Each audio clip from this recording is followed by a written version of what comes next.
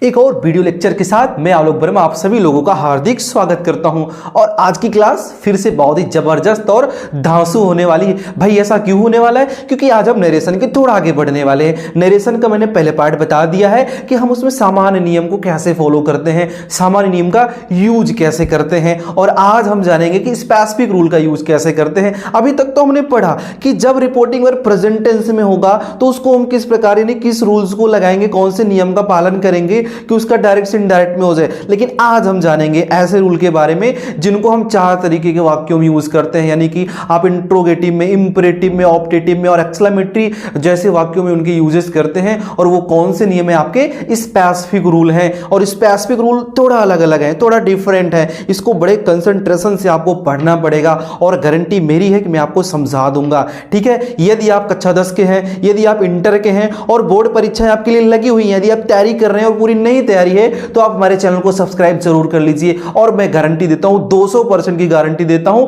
Number मैं दिलवाऊंगा। Inter और high school के बच्चों को नंबर मैं दिलवाऊंगा।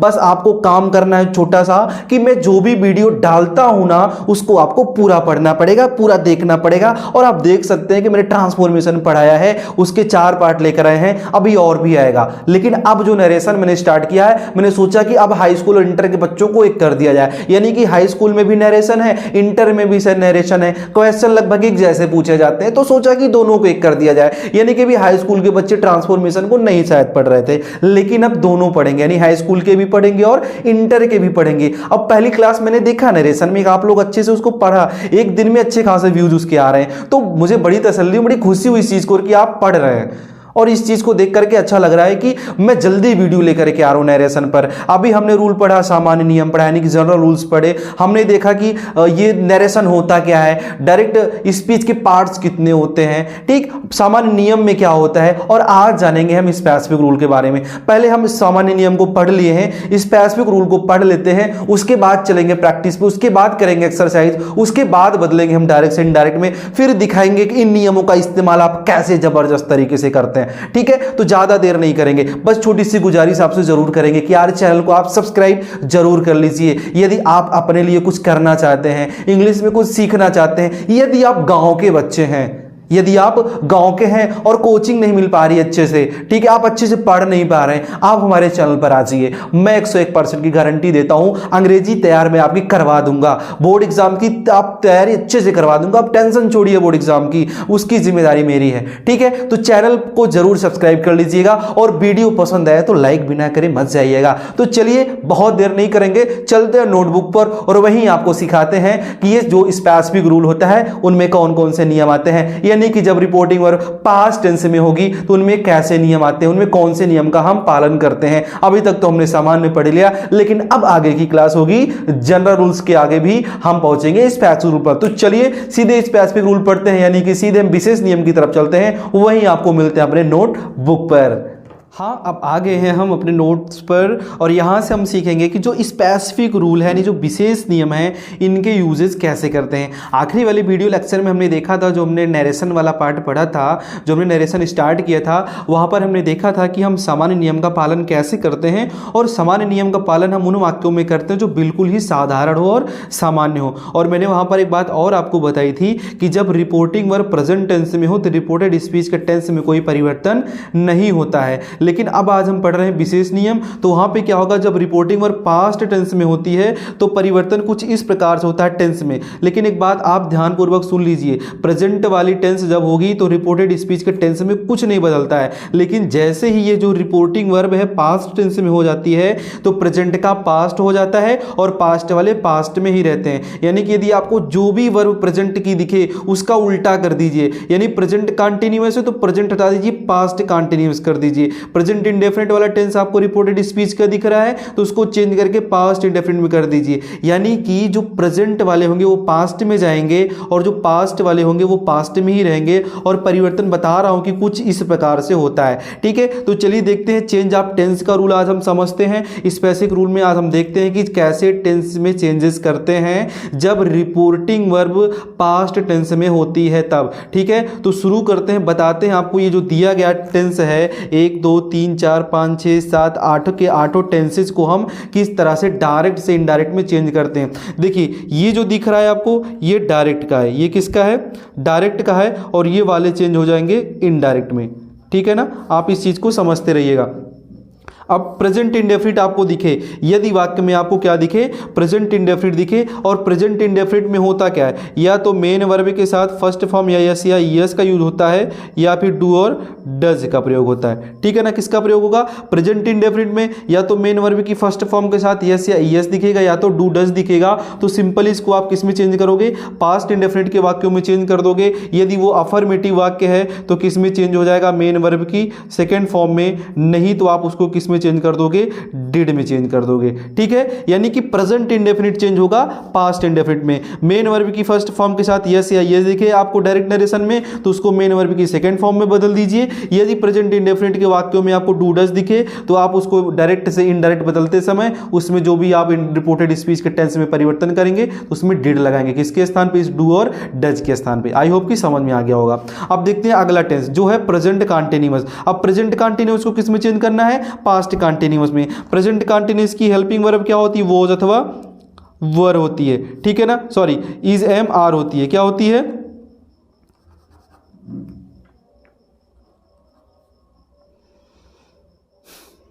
देखते हैं प्रेजेंट कंटीन्यूअस। अब प्रेजेंट कंटीन्यूअस की हेल्पिंग वर्ब क्या होती है, इज एम और आर होती है, क्या होती है, इज एम आर होती है। अब इज एम आर को हम किस में चेंज करेंगे, वॉज और वर में चेंज करेंगे, किस में चेंज करेंगे, वॉज और वर में चेंज करेंगे। यानी कि प्रेजेंट कंटीन्यूअस आपको डायरेक्ट नरेशन में दिखे तो उसको इनडायरेक्ट नरेशन में जब बदलोगे तो पास्ट कंटीन्यूअस में बदलोगे। यानी कि डायरेक्ट नरेशन में इज एम आर दिखे तो इनडायरेक्ट नरेशन में वॉज अथवा वर में उसको क्या कर दोगे, बदल दोगे। तो चलिए तीसरा वाला देखते हैं, प्रेजेंट परफेक्ट। अब प्रेजेंट परफेक्ट किस में बदल जाएगा, पास्ट परफेक्ट में बदल जाएगा। और प्रेजेंट परफेक्ट की हेल्पिंग वर्ब क्या होती है, हैज अथवा हैव होती है। अब हैज हैव को किस में चेंज करोगे, हैड में चेंज कर दोगे।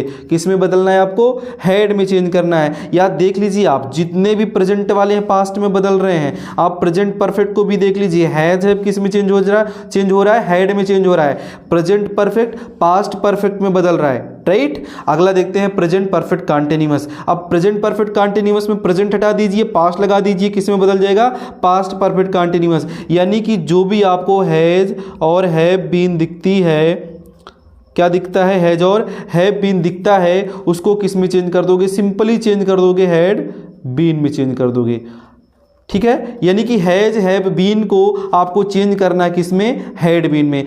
अब देख लीजिए जो भी प्रेजेंट वाले हैं वो पास्ट में चले जा रहे हैं। प्रेजेंट इंडेफिनिट तो पास्ट इंडेफिनिट, प्रेजेंट कंटीन्यूअस तो पास्ट कंटीन्यूअस, प्रेजेंट परफेक्ट तो पास्ट परफेक्ट, और प्रेजेंट परफेक्ट कंटीन्यूअस तो पास्ट परफेक्ट कंटीन्यूअस में चेंज होते हैं। अब चलिए देखते हैं जो पास्ट वाले हैं। अब जो पास्ट इंडेफिनिट है यानी कि मेन वर्ब की सेकेंड फॉर्म दिखे या फिर डिड दिखे तो किस में बदलोगे, आप इसको सिंपल तरीके से किस में बदल दोगे, हैड में बदल दोगे। यानी कि पास्ट इंडेफिनिट यानी कि डायरेक्ट नरेशन में आपको मेन वर्ब की सेकंड फॉर्म दिखे या फिर डिड का प्रयोग दिखे, पास्ट इंडेफिनिट दिखे तो उसको इनडायरेक्ट में बदलते समय पास्ट परफेक्ट में आप चेंज कर दोगे। और पास्ट परफेक्ट की सहायक क्रिया क्या होती है, हैड होती है। ओके, अब अगला देखते हैं पास्ट कंटीन्यूअस का। पास्ट कंटीन्यूअस की सहायक क्रिया क्या होती है, वॉज और वर होती है। क्या होती है, वॉज और वर होती है। अब पास्ट कंटीन्यूअस को किस में रखेंगे आप, पास्ट परफेक्ट कंटीन्यूअस में, यानी कि इसको आप बदल दोगे, हैड बीन में बदल दोगे।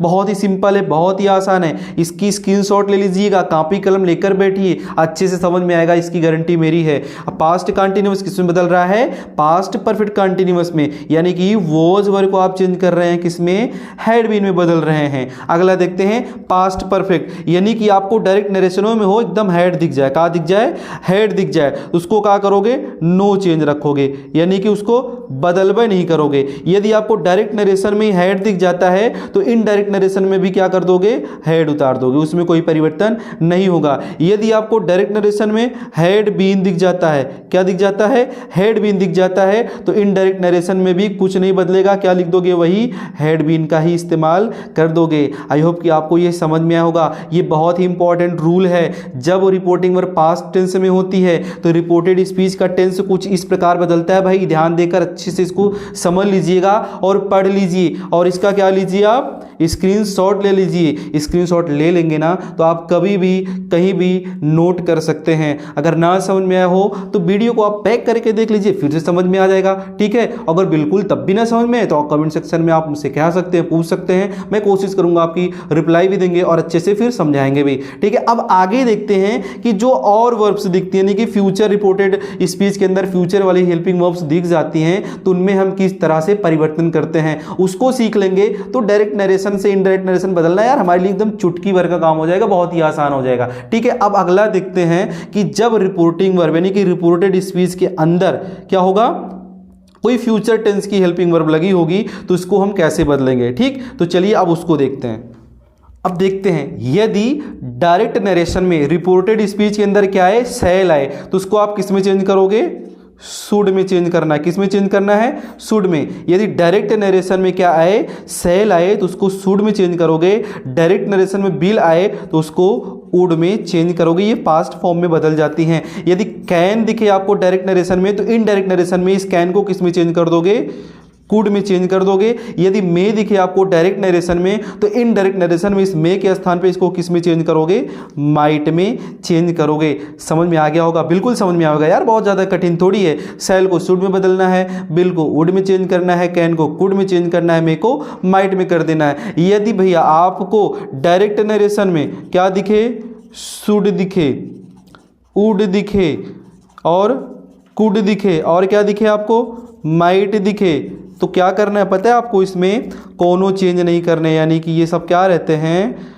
नो चेंज रहते हैं, यानी कि कुछ नहीं करने वाले हो। जैसे लिखा है वैसे उतार दोगे। वुड लिखा है तो वुड लिख दो, कुड लिखा है तो कुड, माइट लिखा है तो माइट लिख दोगे। कहाँ पे, इनडायरेक्ट नरेशन में। यानी कि यदि सेल दिखता है डायरेक्ट में तो इनडायरेक्ट में शुड हो जाएगा, बिल है तो वुड हो जाएगा, कैन है तो कुड हो जाएगा, मे है तो माइट होगा। और ये चारों में से कोई एक आता है डायरेक्ट नरेशन में तो उनमें कोई परिवर्तन नहीं होगा, जैसे लिखा उसको वैसे ही उतार दोगे। आई होप कि ये वाला रूल आपको समझ में आया होगा। ये रहा चेंज ऑफ टेंस का रूल। आगे हम पढ़ेंगे, यानी कि अगली क्लास में हम देखेंगे जो रूल्स का आखिरी होगा उसको हम आखिरी रख रहे हैं। क्यों रख रहे हैं आखिरी, क्योंकि उसके बाद हम रूल नहीं पढ़ाएंगे। उसके बाद हम आपको बताएंगे कि डायरेक्ट से इनडायरेक्ट में एक्सरसाइज कैसे करते हैं, यानी कि बदलना सिखाएंगे। और इसकी नेक्स्ट वाली वीडियो में हम देखेंगे जो दूर दिखती हैं चीज़ें उसको नज़दीक लाने के लिए हमें क्या लिखना पड़ता है। यानी कि कुछ पार्ट्स ऑफ स्पीच ऐसे होते हैं जो दूर होती है, जैसे दिस का किस में नज़दीक का दूर कर देते हैं, दिस का क्या कर देते हैं, दैट कर देते हैं, बिफोर का एगो कर देते हैं। ठीक है,